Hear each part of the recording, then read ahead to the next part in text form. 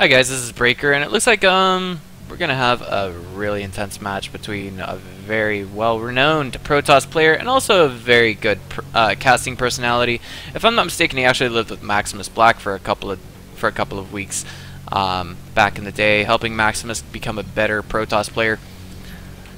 And in the lower right-hand corner, I give you guys, it's none other than FXOdesBro. I've casted the Rhythmic StarCraft League alongside him, but of course, I was not casting with him in English. I was casting in Chinese. So I actually didn't do any exchange of words with him. And in the upper left-hand corner, FXO Moosegills. I don't know, that's kind of interesting. You ever think and stop for a minute about a moose having gills, guys? You know, that would be totally OP. That means they could breathe underwater. But yeah, I think I'll talk about that to fill in some time later on. But let's go ahead and talk about the map for just a bit. This is Akilon Flats. Of course, we're talking about ZVP. The natural is actually quite wide open. That means if there is no, even if there is a full wall off here, and somehow Zerg manages to get in, this can actually be quite dangerous for Protoss because there's just so much room for all these lings to run around, and you know, they don't necessarily have to get in and kill probes. They just have to get in and pull probes off the line to really make a difference. Looks like Desbro's up here trying to do some probe harass.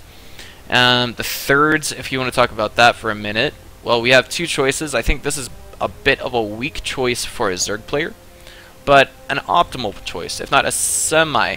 Everyone, even Idra, hatch first, since ramp is not Wings of Liberty. What? I think he's talking about the unbuildable rocks right here. Weird. So, that being said, I think, you know, Desbro, he says I have no balls to do that. Interesting. Now,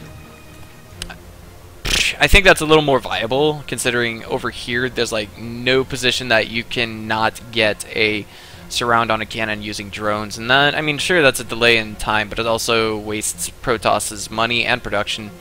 As I was saying before, I think this one would actually be an optimal choice for Protoss if they could actually maybe think a little bit. There's plenty of room to throw down a full wall off here, of course, and throwing down a cannon right here means that it would be able to attack these rocks, and slowly but surely they would get destroyed. This map is kind of laid out just a teeny bit, just a teeny bit like in Toon Valley, where you can see Protoss take a safe, fast third, as long as it is done correctly.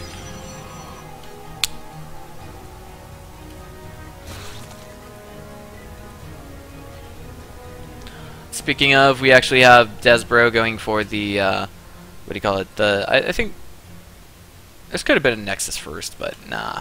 I'm not too sure. I wasn't paying attention. Alright, so, oh, this is interesting. We actually have two probes coming here. It looks like Desbro is using one to shield the other. Cannon's going to finish up, and that means no lings are going to be getting in anytime soon. But, of course, there's going to be 4 lings altogether. Is Moosegills going to gamble? It looks like not. His main aim is actually to use these for map control, just taking control of the Zelnaga watchtowers, and so on and so forth. But behind this, we see that Moosegills is actually taking his third in what appears to be traditional Wings of Liberty ZVP style. This one went down about 35 seconds ago, putting it just a timely 4 minutes and 15 seconds or 4 minutes and 5 seconds. This is exactly when you want to get your third hatch if you're going Stefano Roach style or any variant of that build thereof. Oh yeah, just to fill in the time since we have both players macroing up, there was something I wanted to bring up. Moosegills actually, or the name Moosegills, it made me think for a minute about this story that I read from Gary Paulson. It was known as Guts, and if any of you guys have read the story Hatchet, it was actually also written by Gary Paulson. And I'm trying to think more about that. Oh yeah. There was one part in the story where Brian, the protagonist of Hatchet, was actually getting charged head-on and stomped on by a moose in the middle of the water. That's probably the reason why he didn't have any broken bones at the end of it. And, like, you know, Brian just couldn't figure it out. By the way, there's a Stargate here, so I'm a little curious to see what we're going to see. Like, I don't know, Oracle first or Void Ray first. And going on about that for just a little bit longer. I'm trying to think here. Yes. Like, no one could figure out why that moose is going insane, and, like, just from reading the book, no one could tell. But There was another book that Gary Paulson wrote. It was basically an autobiography by him. There was a moose that was kind of charging him head on, and instead of hitting him, it ran straight into a tree. There we go. It looks like a Phoenix opener first. Overlord's getting taken down. And behind this, we see Moosegills throwing down some spores. And basically, he iterated more about that moose and like what happened with it, and like actually what happens on a regular basis. There are these parasites that infect the brains of mooses, and they live inside of lily pads. So, and mooses actually love eating lily pads. I'm not entirely sure why, but you know, once the parasites get into the moose's brain, they start to go insane. And it's enough about that. We better cut the chat and pay attention to what's happening on the map, as we do see this pylon here to turn Moosegills' world into crap, because he is presently supply blocked. And oh, actually that basically gave away his position. Like if Moosegills was paying attention to that creep tumor, he would see that basically it was getting shot from the high ground by the stalker, and now he can see that there are zealots moving out on creep. He's got plenty of time to react, and the problem is he doesn't have all of his roaches here right now. Alright, so here we go. Looks like one roach gets picked up, leaving him in a bit of a dangerous position. Zealots, come on! Ah, man. FXOdesBro not really grouping everything back together, but I think this queen, yeah, that queen fell. And this is a rather classical opener from Wings of Liberty, if you will.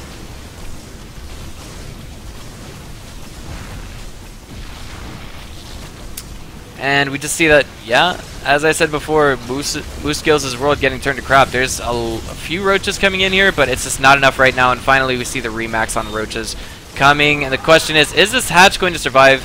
You know, a significant number of workers actually have not been killed yet. It's only 5 right now.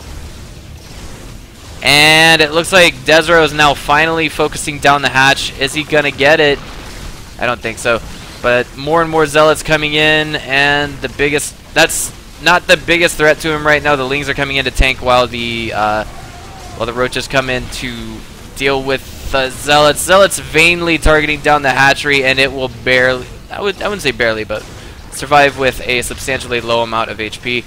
And finally, the forward pylon is taken down. Let's see if what we had FXOdesBro going for behind this Twilight Council. More infrastructure being tacked on, production units. And it looks like he's actually going for that third that I mentioned before. And these sentries are going to help target that thing down. Behind this, you know, I mean, we see that Zerg is ahead in income right now, but of course, right now he's totally supply blocked. That's going to totally foobar his economy for a while. He's got 8 overlords in production. Not going for pneumatic carapace right now. I mean, pneumatized carapace, excuse me. That would actually be a lot more valuable, and we see that Moosegills is actually getting slowly but steadily further behind with time. It's almost as though he completely forgot that he can actually research that. Ouch. You know, I mean, pneumatized carapace, it's not the most important thing, but it can definitely just, you know, buy you some time, get those overlords to more safe locations. As you can see, I just bumped the corner of my screen by accident, and it looks like, oh, here we go. Moosegills is going to see just what's up over here. First Colossus is out. Extended Thermal Lance not quite done, actually. Looks like it's about 100 seconds away from that. Jeez, and everything is just confusing me here. Blink in production now. Ooh, and Phoenix is all the way up here. You know, basically, FXOdesBro is doing a good job of being annoying as a Protoss. I cannot stress the number of players that I see who simply just see a queen at each base and a spore crawler and then just pull their Phoenixes back without even trying to do any damage, or the amount of players that I see producing mass Hellions and not really using them to damage their opponent's economy. That's the thing that is so important to Zerg. But look at that blood spatter on the ground. It's just so beautiful. And this roach in the sky, yeah, look at that. You know, FXOdesBro, he's just being as annoying as possible. It's working too, because right now he's actually ahead in supply by about 7 right now. Don't get me wrong, but every little lead that you can make as a Protoss will build up towards the late game. These Phoenixes are going to come back in and see kind of what's going on here. He knows that there's a 4th on the way. And, let's see, Blink is almost ready. We do have Void Rays on the way now for FXOdesBro. Those things are incredibly strong. You know, I just had a new thought about the Zerg versus Protoss late game. We all know that, you know, everyone seems to have the impression, everyone seems to have the impression that, you know, Void Ray High Templar is basically indestructible, but I just had a good idea. Like, what is, you know, what if players went Swarm Host Hydra? I mean, basically that would force the High Templars to burn their what's the word I'm looking for? It would force them to burn the storms on the Locusts, and the Hydras could take down the Void Rays, but here we go. It looks like the Stalkers, you know, the main forces actually coming in here to destroy the 4th from Moosegills. And if we check the army supplies right now, we actually see that FXOdesBro, he's behind a little bit, but the force fields are what's going to make the difference here. We have Corruptors coming in to deal with the Phoenixes and the Colossi, and not enough anti-air, and these, what's the word I'm looking for? These sentries finally throwing down their force fields. It looks like all the Colossi did fall, and now the air army of FXOdesBro is going to be taken down quite adequately. You know, we see actually this is an excellent hold from Moosegills. You know, he's got a low health hatch, no doubt. And right now, I don't know, the biggest problem is I think we're going to see this hatch fall. Now we have the roaches coming back. Only a handful of them, and this 4th, I think, if we have FXOdesBro focus it down, it will fall.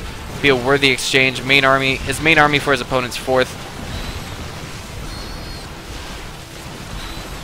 Boy, it looks like drones are being pulled to help deal with the Stalkers here, and FXOdesBro barely getting pushed out of there, but throwing down a forward pylon with the intention of getting some more units out and destroying that. Meanwhile, we have some harass going down in the main. I'm wondering just where those zealots came from. I don't see a warp prism around here.